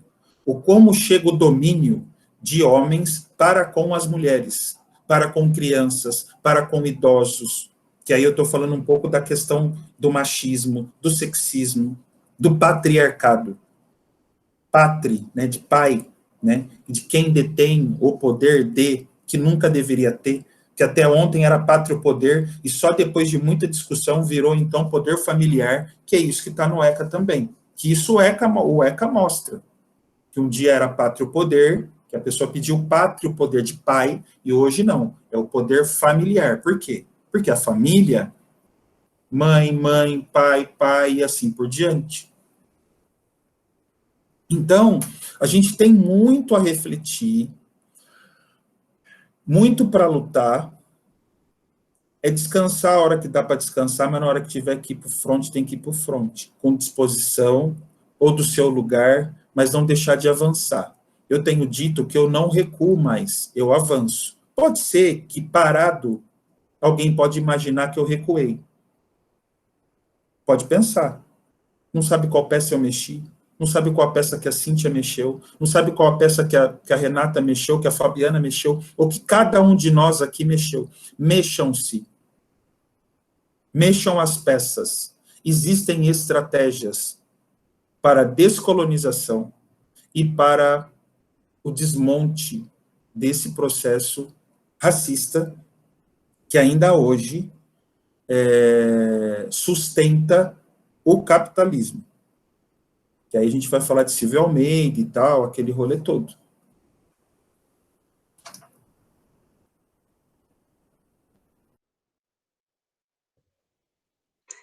Licença, Ayrton, licença, pessoal. Vou ler um pouquinho aqui. Opa, desculpa, gente. O que o pessoal está falando no chat. Então, lá em cima, a Eri escreveu que não vai conseguir falar pelo microfone, mas que ela gostaria de compartilhar que ela é professora da Rede Municipal de Campinas e tem travado uma luta com a gestão para colocar em prática as leis 10.639 e 11.645, pois estamos aí na luta. Gostaria de compartilhar umas sugestões de literatura, e ela coloca aqui no chat abaixo para quem quiser, tem o Amoras, do Emicida, tem várias literaturas aqui. Pessoal dizendo aqui parabéns. A Rê foi colocando aí algumas referências, né? A Ariane se despediu, que a bateria estava acabando, enfim, tecnologias, né? A Cristiane colocou uma reflexão assim: pensando no nosso compromisso com a educação, fiquei refletindo sobre 3 cenas descritas por você, Ayrton. A vivência na escola como estudante, o ritual de lavagem da escadaria e a troca de olhar das crianças. Ficamos à frente ou na frente do que nos identifica e nos representa. É preciso dar o lugar de liberdade a cada infância, a troca de olhares das crianças, no ritual de lavagem. A infância troca olhares em construção. O papel do adulto é libertar os olhares. E muito obrigada, viu, a Cristine. Desculpa, Cristine, de novo falei Cristiane. Ai, e deixe-me ver, tem aqui algumas sugestões. Se eu perdi, meninas, me ajudem. Eu gostaria de falar um pouquinho, apesar de hoje eu estar toda atrapalhada, mas falar um pouquinho desse também meu lugar como mulher branca, educadora, há 6 anos aí na profissão, e do quanto que, sim, Ayrton, me toca muito essa sua disponibilidade de estar aqui ensinando. Obrigada, grata pelos ensinamentos, e do quanto que, pelo meu lugar de privilégio branco, eu já tive, sim, alguns constrangimentos pedagógicos, mas que não chegam nem a 1 milímetro do que do que eu entendo como meu privilégio, mas que também eu tive a dádiva, assim, a graça estou tendo, na verdade, hoje também é de encontrar pessoas na luta que também me deram muito amor pedagógico para olhar para a questão racial, para a questão das educações das relações étnico-raciais dentro da educação e dentro da vida, né? Porque acho que a postura, o perceber, e aqui não vai dar para falar o nome de todas, mas a Carol está aqui, minha amiga Carol, grande amiga, que foi um desses aprendizados muito amoroso, é um aprendizado todo dia. Às vezes a gente precisa de uns puxões de orelha merecidos, né? Mas que ultrapassa essa escola, e não é mais uma questão de falar, eu não sou racista. Ai, mas eu até tenho amigos negros. Não é isso, né? É isso que você está falando, de ir para o front. E com muitas amigas eu percebo, amigas e amigos, né? O quanto, em muitos momentos, até muito recente da minha trajetória, mesmo me aproximando do movimento, das pessoas, eu olhava e falava assim, não, mas será que não é um exagero? Será que não está vendo coisa onde não está? E essa vivência me permite perceber o quanto era confortável ficar com essa venda nos olhos, de tipo, mas, né, e o quanto que a minha vivência, por exemplo, como educanda, quando eu era aluna, não passou nem perto da vivência de você, de Cíntia, de tantas pessoas, e aprendendo com isso e nos juntando para conseguir realmente colocar em ação o antirracismo, né? Não só eu vou ficar aqui, não tô prejudicando ninguém, não tô cometendo nenhum ato racista, mas tô aqui na minha, de boa, na minha ilha, né? E muito obrigada. Uma amiga outro dia me mandou um formulário de pesquisa que falava justamente disso, assim, você se considera antirracista? Ah, sim, me considero antirracista. Você já vivenciou algum episódio racista na sua vida? Sim, já vivenciei. Você tomou atitude na hora? E aí me remeteu, assim, a várias situações de quando eu comecei a perceber, e as pessoas foram me dando esses puxões de orelha e alguns constrangimentos, e de que não, eu ainda assim, em muitos momentos, leva um tempo até você conseguir falar assim, peraí, por que você não atendeu ela e você atendeu a menina branca, se ela chegou primeiro para você atender? Não, mas peraí, por que você perguntou, se confundiu ela com a garçonete? Sabe, assim, e acho que esse aprendizado também me ajuda a sair desse lugar de conforto e tentar seguir, aprender e realmente colocar em prática. Então, muito grata, E não sei também se eu fiz alguma fala, mas eu estou aqui também para aprender, e pode puxar a orelha e pode puxar pelo braço para a gente brigar junto. Aprendo muito com essas meninas também, a Rei, a Adri, enfim, muito obrigada.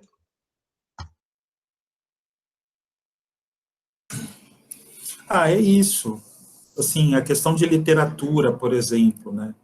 Assim, eu sou muito oral, né? Quando vocês me perguntaram, tem algum slide, alguma coisa, lembra? Eu falei para vocês, é desenrolar, entendeu? E outra, uma conversa no portão, né? Se a gente tivesse realmente no portão, a gente tinha que ter que distribuir para apostila, tal, aquele rolê todo. E até porque também, fazendo as leituras e construindo, né? E aí vai vindo na cabeça, acaba surgindo tudo isso, e não tem nada de, como eu posso dizer, não tem fake news, não é? Porque, Fabiola, quando você fala, quando você entra nesse lugar de será, é porque a gente está muito poluído mas não precisa disso, isso é brincadeira, é só uma piada, a gente sempre brincou disso e agora está tendo problema. Porque informações poluem mesmo a gente e nos leva para esse lugar do desacreditar. Entendeu? A gente acaba desacreditando de algo. É como, por exemplo, você sentar em uma mesa, então estou eu e uma outra pessoa, uma mulher, e aí ela pegar, e as pessoas sempre trazem a conta para o homem. Isso já é uma construção. E aí tem que colocar nesse lugar de constrangimento pedagógico numa boa. Olha, você pode trazer a conta aqui para ela, não tem problema, né? Ou quem vai pagar é ela, enfim, sabe, desses processos, porque todos nós aqui estamos em um processo. Eu tive o meu, ou melhor, eu estou no meu processo. Você está no seu processo. Adriele, Renata, Graziella, Andréia, a Cris, a Tânia, o Eduardo, enfim, todos, todas e todos estamos em um processo. E esse é um novo momento desse processo. Porque até fevereiro, nós tínhamos várias expectativas de várias coisas, e aí a pandemia nos trouxe aqui hoje. Que a gente possa ainda se manter seguro, né, que a gente lave as mãos, que use máscara, que a gente possa ver menos pessoas morrendo, mas que em alguma medida a pandemia nos deu esse momento. Porque é dentro da sua casa que você vai refletir tudo isso que a gente conversou hoje, e é dentro da sua casa que a gente vem, ou melhor, é dentro das nossas casas que nós temos refletido em tudo que vem acontecendo. Por isso que eu fiz a pergunta. A hora que a porta abrir, que todo mundo puder estar fora de casa, como é que a gente vai fazer a luta? Quando nós estivermos na escola, como será a cobrança para o gestor? Que, inclusive, em sua maioria, são gestores e gestoras brancas. Em sua maioria, são gestores e gestoras das religiões hegemônicas. Ele vai dar conta? Ou, uma das literaturas, só para fechar aqui, alguém quer fazer uma pergunta. Uma das literaturas que eu recomendei, Ataques e Atabaques, e a religião de intolerância e racismo religioso na educação, tem uma pesquisa dentro do livro que fala sobre, ele faz uma pesquisa e começa a perguntar a religião dos professores. E aí você tem uma parcela maior de professores que se colocam nessas religiões católicas, isso, entre ataques e atabaques, isso. Existem professores que falam a sua religião e tem professores que não falam a sua religião. Por que esses professores não falam a religião deles? Não falam por conta da sala de professores, ou não fala por conta da sala de aula?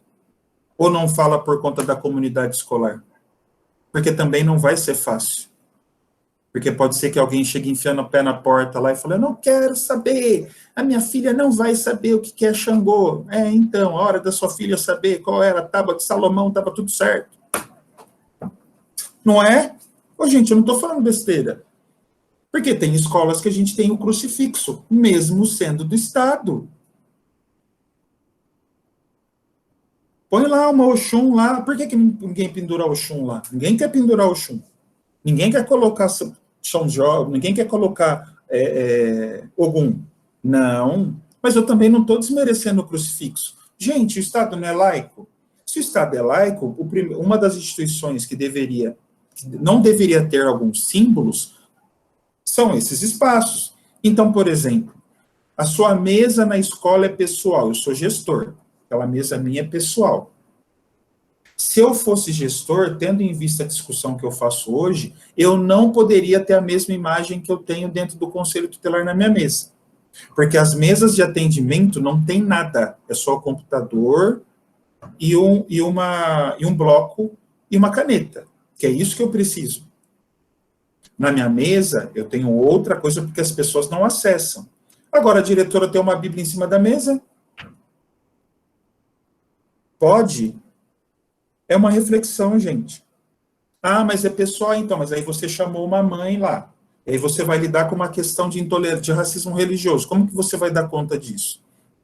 Você está dando conta disso? Porque, em alguma medida, quem fez um concurso público também representa o Estado.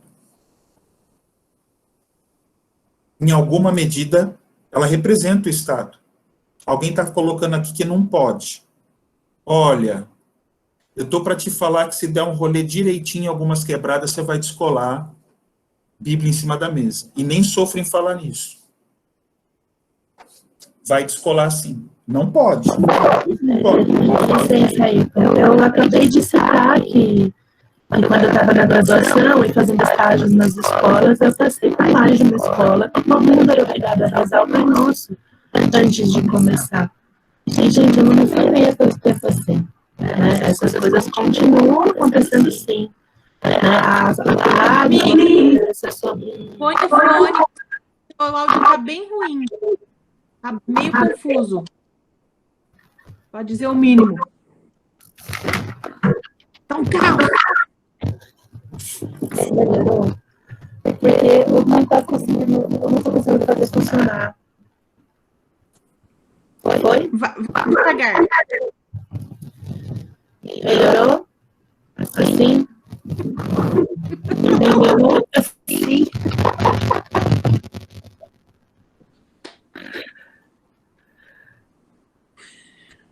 E agora?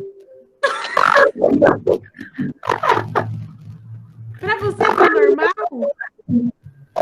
Digita eu leio, pode ser? Tudo bem? Tá bom. E o Eduardo levantou a mão.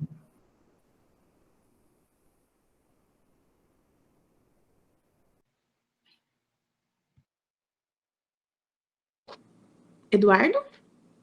Oi, vocês querem esperar a Renata se organizar e eu espero a ordem? Pode falar e aí qualquer coisa eu leio o que ela ia. Pode seguir. Fica à vontade. Tá bem. Bom, então eu queria primeiro parabenizar o canal. Foi uma amiga que me enviou, eu não conhecia assim, a proposta, achei incrível.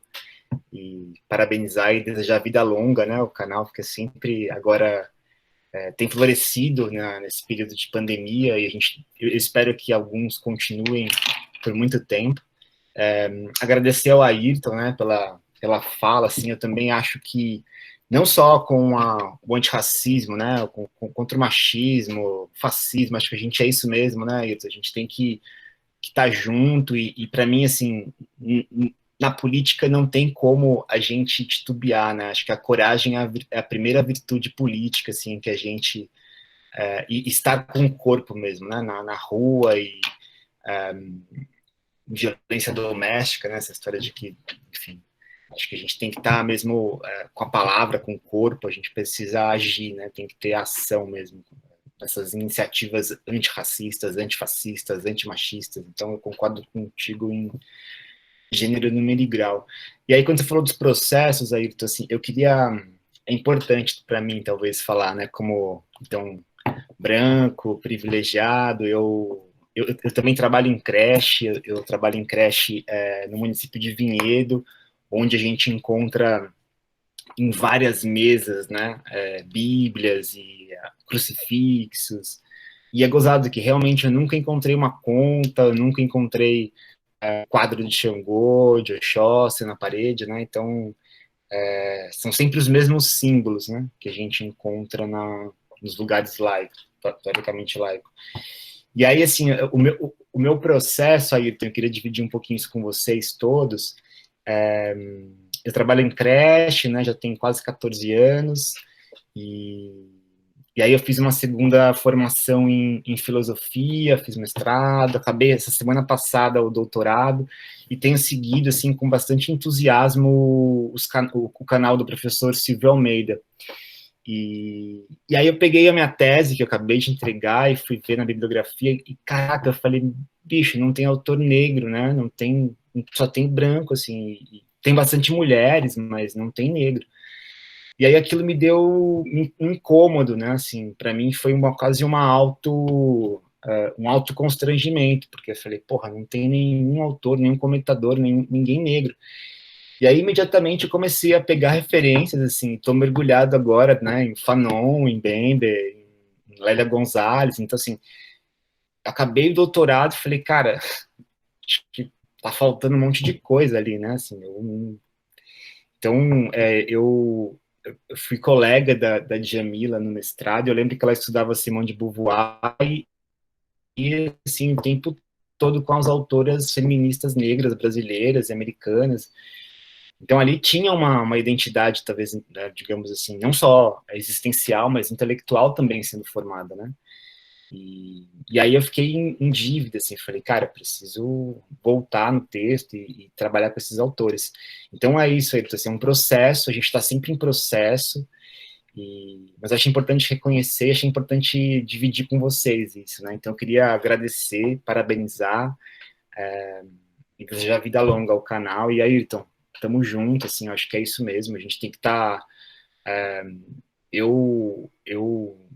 Isso na creche, o Flávio, inclusive, fez a pesquisa de mestrado na creche que eu trabalhava, sobre crianças negras, e eu cansei de propor, assim, para a gente estudar o mestrado, que era importante, a gente tem a questão ética que não estava colocada o nome da unidade, então, cara, eu saí de lá e a gente não leu o mestrado do Flávio, que foi feito justamente com crianças negras, né, para discutir o racismo.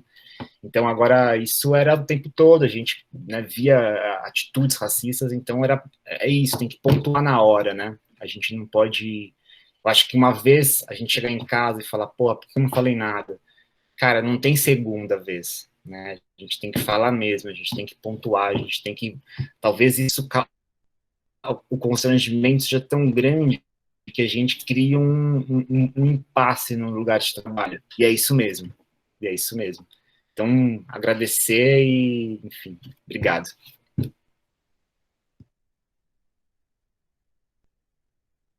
Gente, olha, desculpe, eu vi que as pessoas se auto-identificaram, né? E é legal isso, né? Que faz parte da... Né? Então, pelo que eu entendi, então, meu nome é Ayrton, eu sou um homem negro, cabelo black, ao fundo uma parede branca, visto uma camisa branca, do jongo, Dito Ribeiro. É assim que faz? Tá certo? Certinho, aí. Que é engraçado, né? Vocês estão falando isso e falaram da questão da acessibilidade, né? O meu filho mais velho, ele é surdo, né? Então, a gente discute vários rolês aí, então, assim, eu tô junto comigo, eu tenho um pessoal maravilhoso, né? Então, para quem quiser conhecer, inclusive, só entrar na minha rede social e vai ver lá. Com relação ao que o Eduardo falou, Eduardo, vou falar do meu lugar, assim, e de boa. Faz com que esse sofrimento seja passageiro e mete o pé, irmão, e vai que vai. Sabe por quê? Porque se você ficar se remoendo nesse sofrimento, É que nem uma vez uma mãe de santo me disse o seguinte: existe um processo dentro do cristianismo que é totalmente diferente do processo quando a gente está falando de orixá e religião de matriz africana. Sabe por quê? Para orixá é sim ou não. Ah, você fez errado? Então, você viu que você fez errado e tal, então agora segue. Ó, você fez certo? Que bom. Mete marcha e vai. Tem algumas religiões que pedem para você ir num cantinho e ficar ali, ó, batendo nas costas, aí você vai ficar lá no canto, se remoendo, sabe? Se virando em algo que, inclusive, na minha opinião, para Jesus já foi até perdoado. É o nosso tempo dentro dessa perspectiva de estar sempre sofrendo que a gente acaba parando, travando. Não trava, mano. Vai. Só vai. Você está entendendo o que é isso? Vai.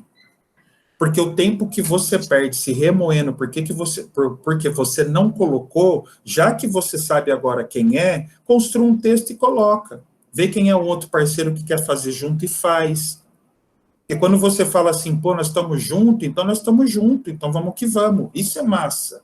Quando você se coloca à disposição, e eu espero que outras pessoas também se colocam nessa mesma disposição, não só na luta contra o racismo. A gente tem aí o machismo. Quantas e quantas mulheres não estão morrendo, a LGBTQI mais fobia, pessoas trans que não são acolhidas, mano, do jeito que é para ser acolhido, tá ligado? A gente tem um outro papel aí, político, a gordofobia, a gente tem várias fobias, né, vários, que a gente precisa também resolver e lutar contra tudo isso, mas ao mesmo tempo, é um chamamento que eu faço. Existe uma outra coisa que a gente não pode perder de vista, que é 2022, irmão. 2022 está no meu radar, você não está nem ligado. Sabe por quê? Porque eu não dou conta de mais 4 anos com essa coisa, mano. Eu não dou conta. Porque é do negacionismo e tem uma galera comprando essa treta de um jeito que eles não estão mordendo a isca, eles estão mordendo a chumbada com a vara junto. Mano, é loucura. O que as pessoas têm feito é loucura. Eu não consigo conceber que o cara teve aquele número de votos e que, ao mesmo tempo, teve assistente social que comprou essa treta, médico que comprou essa treta, professor e professora que comprou essa treta, e ainda defendia com unhas e dentes que academia que esse cara fez, qual foi a universidade que ele entrou. Porque a gente está falando de educação libertadora. A gente está falando de Paulo Freire. A gente está falando de uma perspectiva de uma educação afrocentrada de roda. Eu não estou falando de fileira. É disso que eu estou falando, que a gente perdeu essa... Vocês perderam essa oportunidade. Muita gente perdeu essa oportunidade, porque em alguma medida eu tive isso, agora eu estou reconquistando isso. E quando eu falo de reconquista, porque hoje eu estou dentro da religião de matriz africana, estou muito mais perto de sacerdotes, sacerdotisas, e que me mostram o quanto isso é belo, o quanto isso é maravilhoso. E diga-se de passagem, que já que isso vai ficar gravado, e que fique muito bem gravado, que religião de matriz africana não tem a intenção nenhuma de catequizar, de puxar para a religião, não tem nada disso. Porque nós sabemos muito bem, ou eu sei muito bem, a quem o capital sempre privilegiou. Eu sei. E todo mundo aqui, eu tenho certeza que sabe a quem o capital privilegiou. Quem ganha e quem perde. Quem se alimenta e quem não se alimenta. Que, inclusive, se aproveita da fome do outro para mostrar que a sua religião é melhor. Vamos fazer autocrítica? Vamos fazer autocrítica, na boa. Mas isso é uma verdade. É uma verdade. Não tem, sabe? Quem sempre falou que, de repente, de uma água desse tamanho, você vai conseguir comprar um carro? Não fui eu. Não fui eu. Os símbolos estão aí para ser respeitados, mas é uma certa desonestidade quando você fica mexendo na fome do outro, e o outro está passando fome, você está ali, ó, batendo. E às vezes você não consegue falar para ele que é só ele mudar uma vírgula no currículo. Uma vírgula no currículo pode dar um emprego para a pessoa não conseguiu. Mas não, vem aqui, senta aqui, ajoelha aqui que vai dar tudo certo. Mano, Vamos ser sinceros, sincero não. Vamos ser honestos. Porque é de honestidade que muitos homens precisam ter para com as mulheres, para escutar as mulheres. E é dessa mesma honestidade que eu estou pedindo para que pessoas brancas tenham para com pessoas negras, principalmente na militância. Porque de desonestidade, mano, tá cheio. Vale lembrar que a diretora da escola sabe o que é 10.639, só que ela passa pano. Porque lá no fundo Jesus não aceita. Não é Jesus que não aceita, é o caráter dela que não aceita, mano. Jesus já aceitou faz tempo. Desculpa, a verdade é essa. Porque, na minha opinião, o Jesus que eu aprendi com 48 anos de idade é totalmente diferente desse que as pessoas utilizam para passar pano para o seu racismo religioso, para a sua LGBTQI+fobia. Então, a gente precisa refletir. Mas 22, que é o mesmo número de pessoas que está aqui na sala, a gente não pode perder ele de vista. Porque 22 está aí. E a gente tem a obrigação moral, de tirar a pessoa que está lá, porque senão a gente está no aço de novo. Porque passar por tudo isso que a gente está passando, olha, cara, ninguém merece nessa vida. Ninguém merece nessa vida. Mas a gente teve que passar por tudo isso. Inclusive, para poder estar aqui no portão hoje conversando com vocês. Está uma delícia, gente. Assim, é maravilhoso poder trocar com vocês. Tá ligado? Mas a gente também tem que ter esse papel político. Inclusive, a partir do texto que eu coloquei, que é desse discurso que eu estou falando. Bolsonaro era católico. Por que ele não foi para o Por que ele não ficou junto com os católicos e foi junto com os evangélicos? Porque até mesmo os católicos, alguns grupos, sabem fazer uma autorreflexão. Está aí o Papa que não me deixa mentir. E eu imagino o quanto de ataque o Papa deve sofrer. Mas é puta de um cara da hora. Mano. Porra, tem um Papa desse aí, pô, da hora. Pô, quem que, né, tem alguma medida aí, mas assim, eu acho legal. Como muitos pastores da teologia preta que vocês precisam conhecer. Como tem pastores também que são progressistas. E que, em alguma medida, também acredito que são atacados dentro da sua religião. Sabe por quê? Porque eles estão no processo de descolonização. Eles estão saindo fora daquele discurso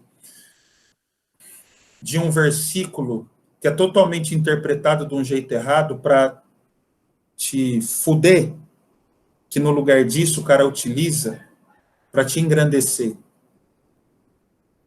Que você possa viver do jeito que você quer numa boa. Você não precisa ter um carro bom. Você precisa ser bom.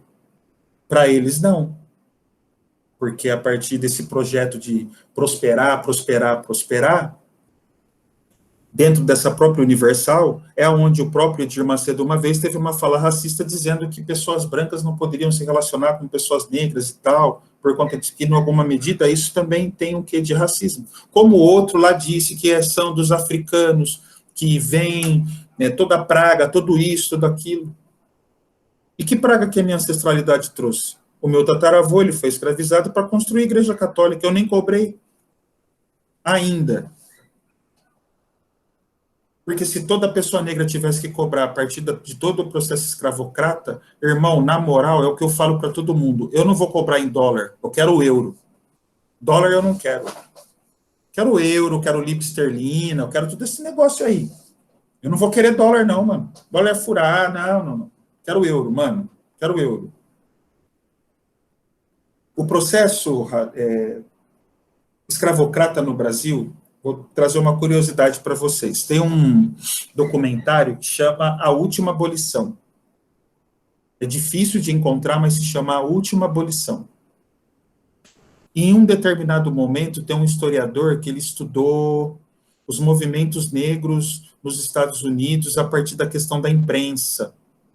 E aí, é muito interessante que ele traz o seguinte relato. No pós-abolição, o pós-abolição quebrou o Banco do Brasil. O primeiro banco a quebrar no Brasil foi o Banco do Brasil no pós-abolição.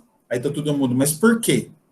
Porque a população negra, os donos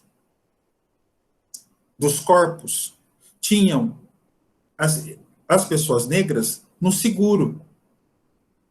Então, você tinha um navio que ele vinha fechado para uma pessoa e tinha um seguro. E aqueles corpos também tinham seguro.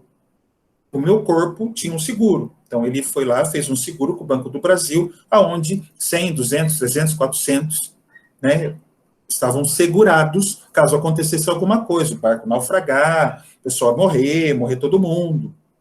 Após a abolição, o que aconteceu? O Banco do Brasil perdeu dinheiro, ele quebrou.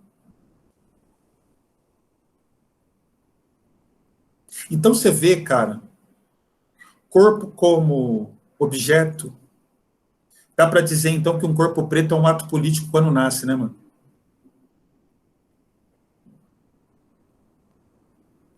Um corpo preto quando nasce é um ato político. Alguém disse isso, eu não vou me lembrar onde, mas eu estou lembrando da fala, mas é sempre legal a gente lembrar quem falou, se não ficar parecendo uma fala minha, mas não é uma fala minha. Eu já ouvi alguém dizer, o intelectual, alguém dizer isso.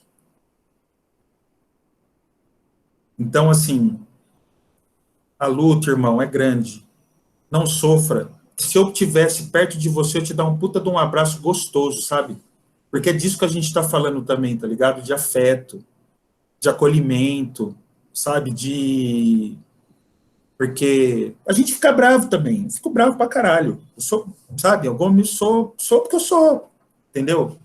Mas eu sei abraçar, sei dizer que te amo, porque eu te amo mesmo, entendeu? Porque é disso que a gente está falando também, dessa desconstrução do masculino, que não vai dar conta de falar que te ama ou te dar um beijo no rosto, de dar um beijo na sua testa. Que jamais alguém ia entender que eu aqui estou te desejando tudo isso e falar que te amo. Que daí vai lá os escrotão do patriarcado e parará, e fala, lá, as bichinhas, sabe, esse papo todo que não sabe, meu, já foi. E que a educação também tem esse papel para desconstruir a partir da educação infantil. Eu me lembro que quando eu comecei a fazer a discussão sobre masculinidades,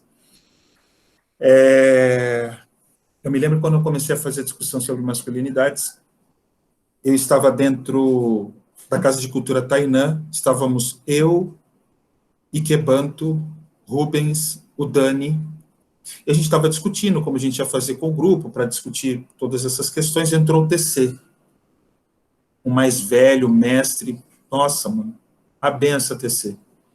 E ele chegou e falou assim, vocês estão discutindo essa parada de masculinidade e tal, pô, legal, mas e criança? Onde que a criança entra nisso? Pô, aí ele já me pegou. Porque o que acontece? Ele me pegou porque existe uma urgência primeiro para eu ver minha masculinidade. Não que eu não vá pensar na criança.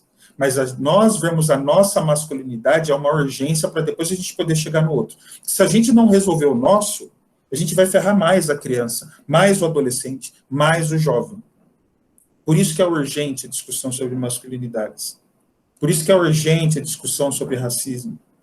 Por isso que é urgente a discussão sobre LGBTQI+fobia, gordofobia, como a própria Renata colocou, e outras questões, para fechar minha fala, que as pessoas criaram as minorias, que, na minha opinião, são ditas maiorias. Porque nós não somos minorias, nós somos maioria. Presta atenção, a gente vai perceber. Dá para dominar, viu, mano?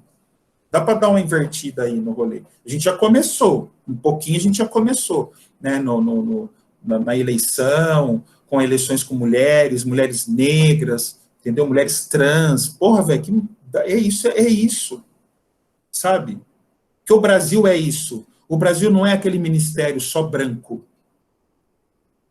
Isso aí é uma imitação do Trump que não vai colar porque o Trump não se sustentou. E pelo intelecto do atual, a queda, na minha opinião, vai ser do mesmo jeito. Porque eu espero que seja do mesmo jeito. Porque ele ainda, em termos de intelecto, ele é muito abaixo do que o outro lá. E olha que a gente discutir intelecto a partir desses dois é foda, hein? Nossa, vai dar trabalho. Mas é isso. Não sofre, irmão. Vem junto com a gente que nós estamos juntos. Não sofre não, mano. Constrói aí que eu estou esperando o texto. Maravilha, Ayrton, obrigado, viu, cara? É isso aí, carinho, acolhimento e tamo junto mesmo. Cara, os meus melhores amigos é beijo e abraço, entendeu? Então também, quando a gente trombar por aí, pode crer, assim, é isso aí. Tamo junto.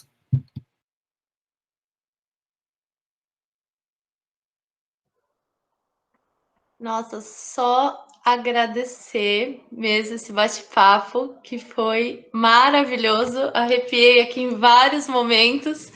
Muito bom. E, Ayrton, mais uma vez, muito obrigada por ter topado estar aqui com a gente. E agradecemos também a participação de todos. Não sei se as meninas querem falar alguma coisa. Nos despedimos aqui desse ano de 2020, das produções, das conversas do Portão, né? E desejamos que esse 2021 venha com muito mais debates, muitas mais ações. E é isso, pessoal.